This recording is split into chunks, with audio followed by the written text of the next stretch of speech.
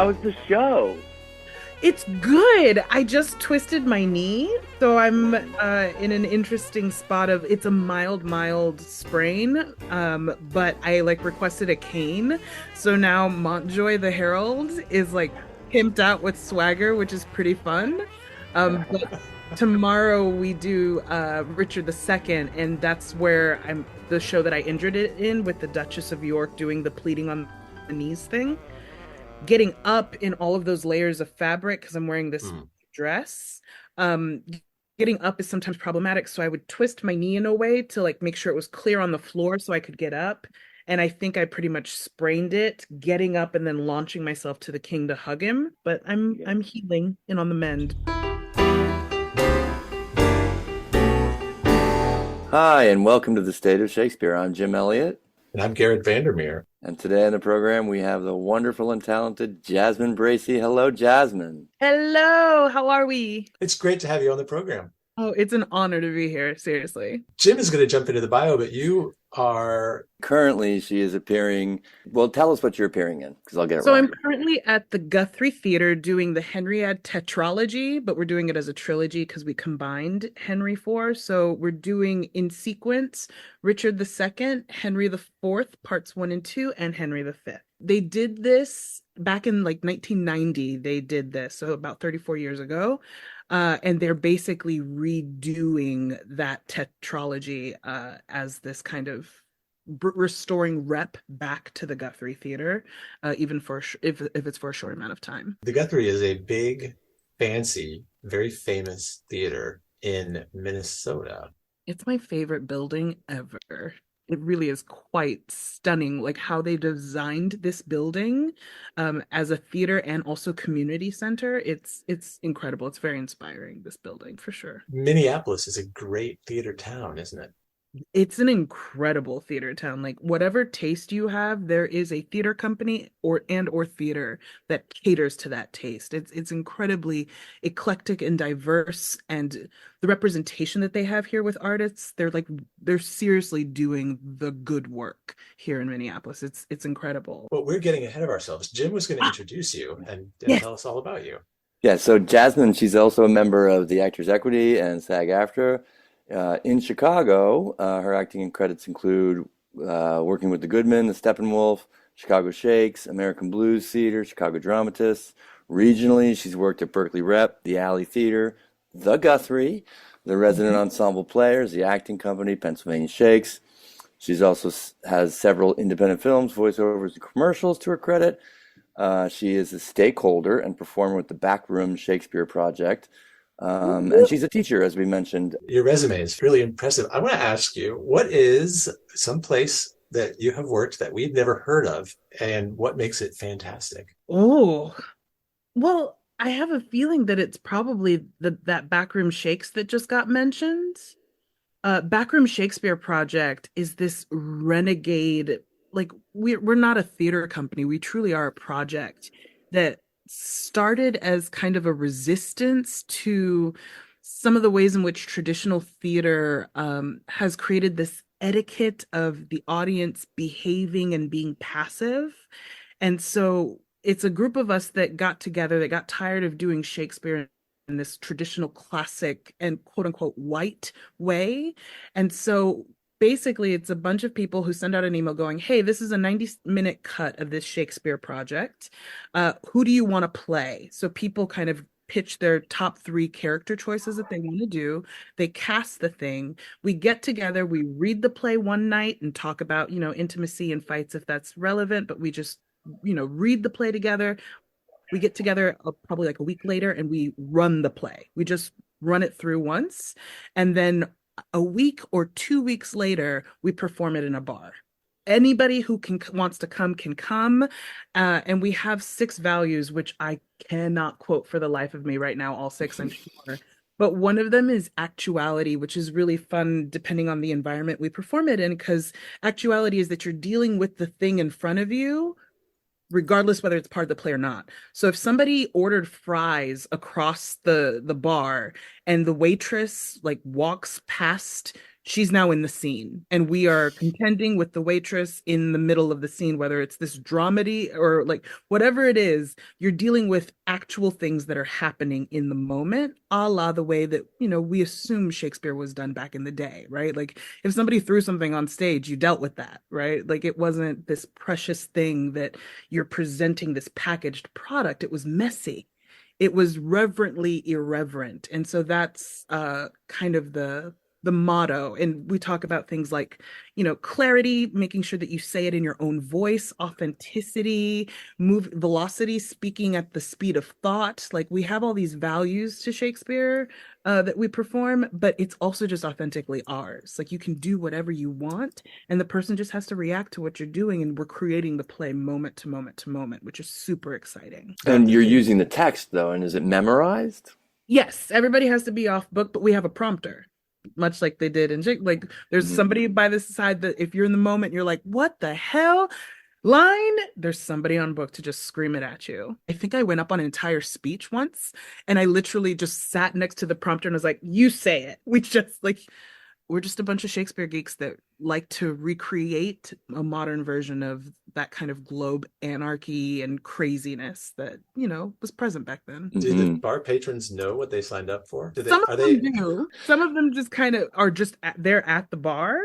And so they're kind of like, why is there a play happening all of a sudden? But for the most part, the bars that we choose or have relationships with, like there was one in Chicago that wasn't open on Mondays. So they would open the bar just for us, and we would perform the plays there. Yeah. is this an ongoing project? You mentioned Chicago. I'm assuming that's where it's based. Yes. So based in Chicago, but we also have places in LA and New York. And this is also one of those things that because we're Shakespeare people, we tend to work at Shakespeare festivals. So oftentimes, if you have a big backroom person, um, they may do something at a Shakespeare festival. That's cool. Like it's like a whole, it's like a little subdivision, the backroom artists. Yeah. Yeah. And if you go on our website, our founder, one of our partners, has created a field manual. So you can get this like $10 field manual that talks you through the process of how to do your own backroom production. So that way you could do it anywhere if you just have this guide that shows you what you need, how to handle deadlines, and what needs to happen in order to make sure that you have a successful production. I'm going to the website right now as we speak. I'm gonna get a link. I'm really curious about the outside in acting techniques that you mentioned in your bio or that are featured in your bio. So, for instance, in this play, I'm playing four different people across three different plays. All of my characters have different ways of standing. All of my characters have different ways of speaking, where they live in my vocal register. Um, all of my characters have different gestures, right? It's very physical. And that's where I start with that construction of who is this person? How do they serve this story? And what can I do to anchor myself into who this human is quickly? Uh, so I first start by understanding what the story is, right? Like I go through the play and I'm like, this scene is here for this reason, this scene is here for this reason. I go through the whole thing understanding why everything is where it is and why it's even there. Then go under my character and go, how does my character serve that purpose or challenge that purpose, right? Like what is my character there to do? And based on that, I get a sense of, oh, this person is a villain, or this person's journey looks like this. This is how they change over the course of it. And I think about how I embody that change or embody that purpose. And then that starts to give me the physical life of this person. And then looking at the text, I'm always looking at, when you do the detective work of Shakespeare, you're looking at the sounds that the person has, right? Like you have a Queen Margaret that has a lot of fricatives, like zzz, zzz, you know that she's buzzing about something and trying to get something done, right? Um, when I am playing Wooster, there's a lot of um, kind of I'm in a deep register because I'm playing him as male. But also he's hyper intellectual. His punctuation is very it's almost fragmented thought, but it's over long arcs of thought.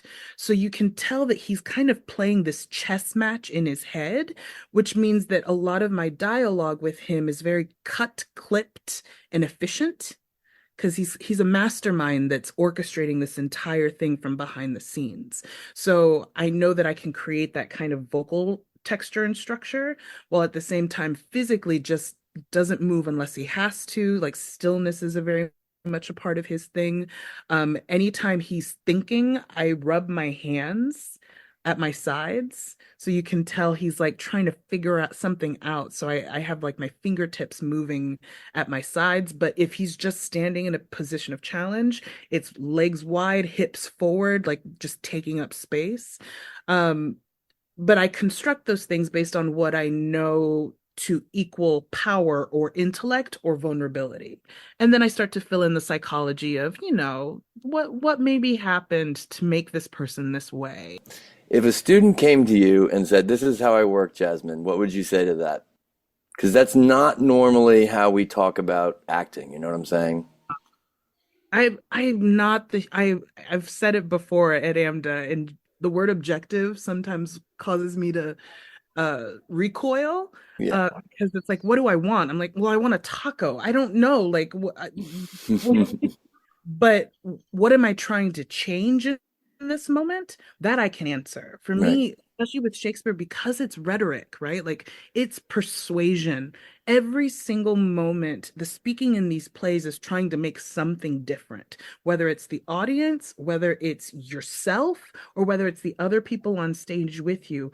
Every word is uttered under the service of change.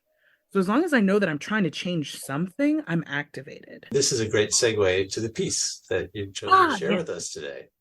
Uh-huh. This is Worcester's speech from Henry IV, Part One. Tell us where does this speech take place in terms of the context of the story? So this is the morning of the battle. The night before, the king had sent Sir Walter Blunt. I'm not sure if that's a change we've made, but Sir Walter Blunt in our play comes to our camp and says, the king is willing to grant you all your desires to make this go away. If you will quell this rebellion, we just make your desires known to us and we will give them to you. So this is the next morning where we're all in preparation for battle, and the king makes his offer one last time after I give this speech. But he wants me to present my complaints, and these are my complaints. So this is Jasmine Bracey doing Henry IV, Part 1, Act 5, Scene 1, the role of Worcester. It pleased your majesty to turn your looks of favor from myself and all our house, and yet I must remember you, my lord. We were the first and dearest of your friends. For you, my staff of office, did I break in Richard's time. It was myself, my brother, and his son that brought you home and boldly did outdare the dangers of the time. You swore to us that you did nothing purpose against the state, nor claim no further than your new fallen right, the seat of Gaunt, dukedom of Lancaster. To this we swore our aid, but in short space it rained down fortune showering on your head, and such a flood of greatness fell on you. What with our help, what with the absent king, what with the injuries of a wanton time, the seeming sufferances you had borne, and the contrarious winds that held the king so long in his unlucky Irish wars that all in England did repute him dead. And from this swarm of fair advantages, you took occasion to be quickly wooed, to grip the general sway unto your hand, immediately forgot your oath to us. And so, with nimble wing, we were enforced for safety's sake to fly out of sight and raise this present head, whereby we stand opposed by such means as you yourself have forged against yourself, by unkind usage, dangerous countenance, and violation of all faith and troth sworn to us in your younger enterprise. Jasmine, that speech has such a nice build to it. I'm a huge fan of drive and build. Drive and build. Brings me to mind of what you just mentioned about the what do you call it? The qualities of the backroom Shakespeare? Velocity being one of Yes, them, right? speed of thought, speed of The thought. Each one speed is a of thought. springboard to the next thing. I always try, it's not always successful, especially because you have to cut it often, but I always try to figure out like what's the operative word of one thought that causes the next thought. So that way I'm constantly understanding that because I say this, then I say that. And it just creates this momentum, right? Like to me, Shakespeare should be a visceral experience, not an intellectual one. And I find that more and more, because we approach this language as complicated, which it can be and often is, we go intellectual versus visceral. There were sounds that you were stressing in the beginning, and the sounds you stressed towards the end were very different and very different kind of stress behind them, where they were sharper and more jagged, I guess. Whereas in the beginning, I was like, is he just a little sleepy? You know, like Mm-hmm. because he was sort of taking his time and lengthening through certain sounds, and then you got sharper and sharper. For what it's worth, and I'd be interested to hear whether this is the way you've constructed it, is it really started to take off on the three whats? Mm-hmm. And such a flood of greatness fell on you, what with our help, what with the absent king? And that's where the turn started to happen, I think. So for me, it starts off with there is a heartbreak, I think, to Wooster at the top of this because everything is I sacrificed everything for you. It was myself, my brother, and his son. We brought you home and we boldly outdared the dangers of the time. Like we were here for you until this happened because you lied to us. You swore you didn't purpose anything against the state. You just wanted your seat, the dukedom of Lancaster. You just wanted to repeal your banishment. But you know what happened? What happened is what happens with so many in power.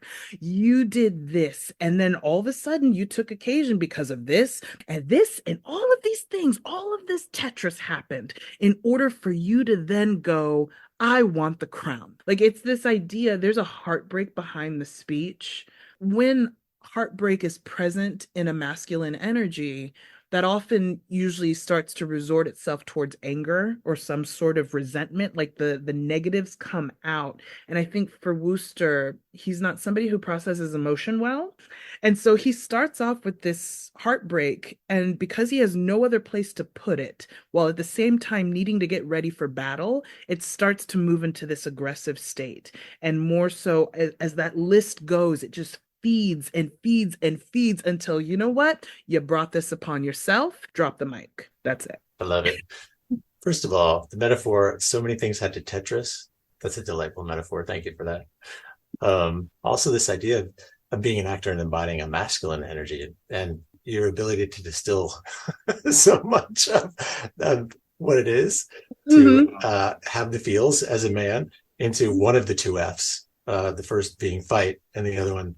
It's fight or I don't think he's talking about flight. no, definitely. Um, Like when you get too close to the other actor, it's like you gotta keep space, or else That's if you get right. too close That's to right. each other, got two options. Yeah, you got two F's. My grad program was incredible at creating self-directing actors, right? The way in which our training focused us away from the kind of psychological training that most American theater training programs provide. Like, it wasn't that that wasn't a part of it, but it was what is the story? How do you organize yourself to generate that story? And then how do you have the wherewithal to know stagecraft enough to know where you need to be in order to best create the story, right? Like in terms of distance breeding tension, uh, understanding how to twirl and motivate twirls on the thrust, right? Like understanding exactly how to best provide moment to moment story service, right? Like today, there was a moment where I let my hands go as Alice while I was watching the Harry Catherine wooing scene. And I knew I couldn't put my hands back to where they were supposed to be for my stance until somebody else moved so that way the focus wasn't on me, because I knew that if I moved at any point, people would look at me and that wasn't the thing I was supposed to serve. I'm supposed to make sure that eyes are on Harriet and Catherine, so I have to strategically choose when to put myself back into position so I don't distract, because I'm not the story in that moment, right? So like things like that that most people don't think of, they just be like, "Oh, I have an itch, let me scratch." It's like, "No, no, no. If you scratch your nose right now, they're going to look at you." And they're not supposed to look at you. They're supposed to look at Catherine's reaction to her Harry saying, "I love you" in that moment. I've always loved this about you, Jasmine, is that and you may not agree with me, but the organization of your thoughts around not just like you're doing it with the character, but around the craft is just, it's not this kind of what do you feel kind of approach. It's a very organized, like I think you said, a structural approach that that is easily grabbed onto and easily sort of embodied, if that makes any sense.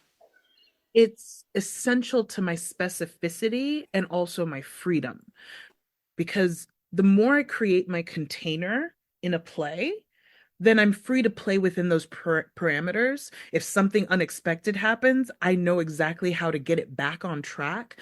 And I know what's supposed to happen moment to moment to moment, that it I rehearse it almost like choreography that then I can put my own stank on later when an audience is there. It also helps me be aware of the audience too, because I'm constantly checking for when they disengage from the play by shifting a lot, when the coughing debacles tend to happen. Like all of those things generally happen when an audience has sat back and become passive towards the play. And so I start to get curious about how to move or phrase my verse in a way that re-engages them or makes them stop shifting or makes them, come back in, lean back in. And so I would say that like when I'm performing, I'm probably 80% on my scene partner, but 20% of my periphery is on the audience, checking to make sure that we still have them. Um, and I How's the find Henriette going so far? Do you have your audience? we the student matinees that we just did know. The student That's matinees are, it's hard on students. it's hard. It's hard. And Henry V is particularly hard because there's sometimes there's moments where the drive isn't quite there. I'm not sure that every moment we have has tension. Um, and it's one of those things that you can tell. And what I love about student matinees is whether or not I'm doing my best work or not, they are honest. When they don't want to be there, you know it. When they are bored, or like they will talk over you, and I'm like, this is the groundlings. Like they to me are quintessential groundlings. Like they are letting you Yep. know when they don't love. In our correspondence, you said that one of the things that you would be interested in speaking about was the right way of doing Shakespeare and the white way of doing Shakespeare. Yes. It's amazing to me how often when I'm dealing with younger actors, um, how they believe that there's a right way to speak this. And I immediately go, have you heard what we believe original pronunciation sounded like? Like, there is no proper way to speak this text outside of just wanting to be persuasive every moment. Like they sounded like Scottish pirates. Like it's gnarly. The original pronunciation. Appalachian too, Southern Appalachian. Seriously, it's a dialect that they had. And so when people think that there's like a proper, clear way, I was like, no, no, no. However you speak is the proper way to do this. Like Shakespeare wasn't made for this beautiful voice. It was made for the actor that is just trying to get something accomplished. And so I have found, like, for me, number one, when I'm trying to make sense of my text early on in process, I will put those speeches in a dialect quick, quick, in order to figure out what my stresses are, right? Like even with that Worcester speech, I will immediately be like, it pleased your majesty to turn your looks of favor from myself and all our house. And yet I must remember you, my lord. We were the first and dearest of your friends, right? Like it just has all of a sudden, I know what to stress. I know where length is. I start to get texture and tone to it, that we understand that more than we understand the specific words that are being spoken. That's just 7% of it. It's the tone of voice that you have when you speak, which is about 38%, and then your body as you speak it, which is 55% is body language. For me, tone comes in this mode of texture of the communication you're delivering. And so for me, I'm like, everybody understands tone. I don't care where you're from. You understand tone. For me, it's not stand and deliver this beautiful poetry in a clear manner. It's visceral embodiment of thoughts. But I have there's so many times when people care more about people intellectually understanding it. Like, what does this word mean? And how do you make sure that the meaning is communicated? It's like, no, no, no. Don't make sure the meaning is communicated. Have the audience feel what the word means by how you say it. If only 7% of communication between human beings is content, and then this other huge percent is the tone, and then an even greater percent, in fact, the majority, is the visual communication in terms of body language and so forth. Why are we spending so much time, 90% of our time, sitting around a table talking about the 7%? I would also ask you this because I'm fascinated by it. You talk about the way that you craft your characters, and that you clearly you're drawing from a physical vocabulary. Mm-hmm. And where does that come from? Does that come from inspiration? Is it something that is a purely creative act that comes from you don't know where, or are there other places that where do you go to build that vocabulary? So some of it is just life, right? I grew up as a military brat, so I was used to being planted in a community and needing to assimilate quickly. So I'm skilled in reading body language in order to know whether or not I'm successfully uh acclimating to my new environment or if I need to adjust. And I'm good at reading energies and temperatures of people in order to know how I need to behave in order to gain acceptance or know that these aren't people I need to be a part of or near, like, right, whether or not I need their acceptance. So growing up, I've been conditioned to read people. And so between that and then there's this method we were taught in our grad school called Delsart. Francois Delsart created this system of expression, very much based in body language, for opera singers that now dance communities tend to use a lot, but it's still very useful for the acting community in that, and also Michael Chekhov kind of he did study with Delsart and created his system of acting from a physical approach where all human beings are either head, heart, or vitality centered, and those centers have corollaries on the limbs of the body.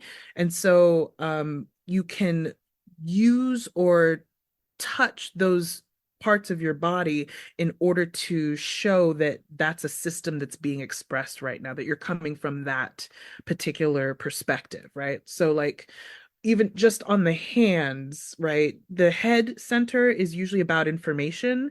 Where you seek information on the hand is the fingers, right? The fingertips. And then you have a heart center, which is usually where love, vulnerability, and emotions come from. The heart center on the hand is the palm, right? You think palm to palm, holy palmer's kiss. There's something about love and vulnerability in that. When you hold hands with somebody, the palms are usually connecting out of love. And then you have the vitality center on the hand, which is the thumb, right? So when you think about a human being walking around with their thumb in their belt loops, that gives you a specific impression of where that person's coming from in terms of vitality. The thumb is the one digit that you're not supposed to take a pulse with because it has its own pulse, right? Like there's a vital center to the way in which thumbs can be used to to assert dominance, right? It's also where it's a powerful digit because it has a whole muscle to it. So this idea of how you would then use that is if all of a sudden you are thinking, you usually will like tap your fingertips somewhere, or your fingertips move in a way that helps your mind focus because the fingertips are attached to the brain. When you clap, if you really, really love something, those palms come together in such a powerful way to give the best amount of noise. But think about how you clap when you didn't quite love it. Usually your fingertips are hitting your palm, which is like, I liked it, but I have notes, right? Those fingertips are indicative of the notes you have, right? Sounds like me as a teacher. Right? It's like, oh, that was very nice, but I still have thoughts, right? Versus when you're giving an ovation and those palms are coming together with force because you truly loved it, right?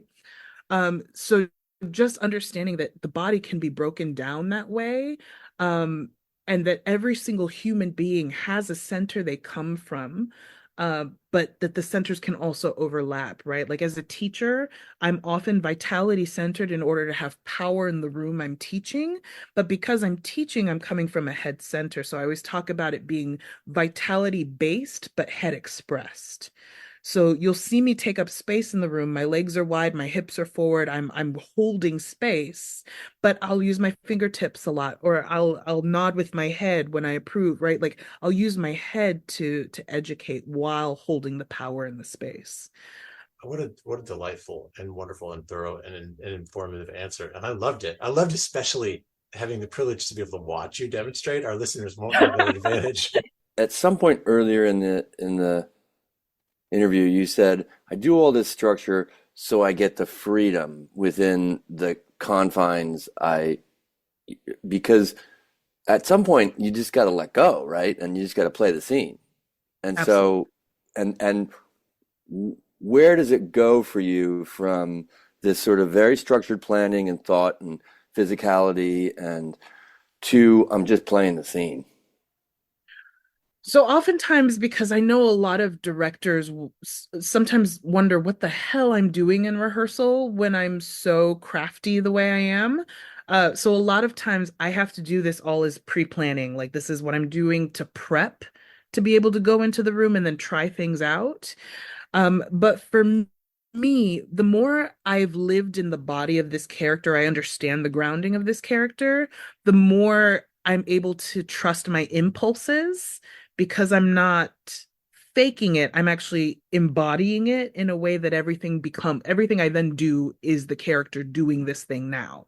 Um, and then also with the voice, um, to me, the voice is an expression of the dance of thought in the brain of the character. So I make sure that I have a POV on everything that is said, everything that I know is happening. So that way I start to ingrain this habitual POV on everything. So if something happens that's new, I can still react as that character because I've lived those thought patterns enough that I can just execute. Like there was one time our Henry V didn't have the tip to give Montjoy, so he just offered his hand for a handshake. And it was like because he forgot his prop, and immediately Montjoy is kind of like, I don't know how to do this because what I do is I'm surprised by the tip.